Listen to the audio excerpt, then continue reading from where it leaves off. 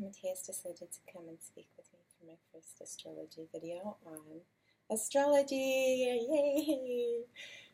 This is Matthias, and I'm Ashley, and I've been studying astrology quite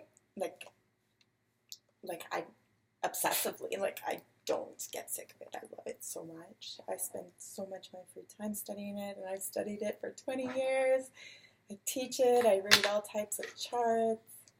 I thought about putting videos out like this a long time ago. I've watched astrologers come out on the internet. I've learnt from some of them.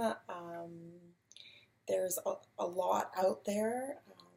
I by no means think I'm the best astrologer out there, but I definitely know that I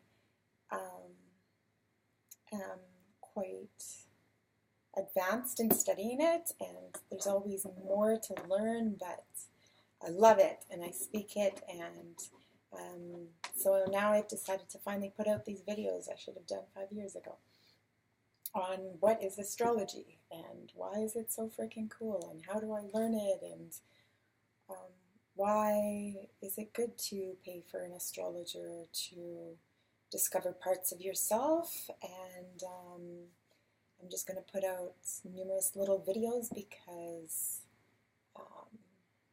people's attention span doesn't last very long. I'm so aware of that. Go through the very basics, because to understand the language of astrology and speak the language of astrology, you do need to go through the basics. It takes a long time to go through the basics. It took me years before I was really able to start to put it all together, because it's so big and it's ancient. It's ancient Babylonian, it's ancient Egyptian, out of the Middle East. The priesthood is the ones that carried the language of astrology. It was quite secretive. We're now in the time of Aquarius. All this knowledge is coming to the forefront, and now it's at the place where there's so much knowledge. How do we use it appropriately, and who's speaking the right, proper knowledge, and what is the truthful knowledge, and so forth. So, in the videos of learning to speak astrology, that will go into the very basic energies and how they are called. Like what is the energy of Aries? What is the energy of the planet Venus? What is the celestial house, 7 or celestial house 8? And what are these languages and what do they mean? And in that way, astrology is a science, because there's a platform and you learn to speak.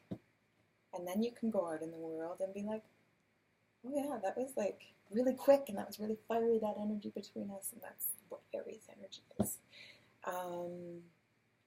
English doesn't provide us with the language to speak about so much. The ancient languages did. Sanskrit, Arabic, Hebrew. They have actual words that in one word it would take a paragraph of English to try to get to the same place of description.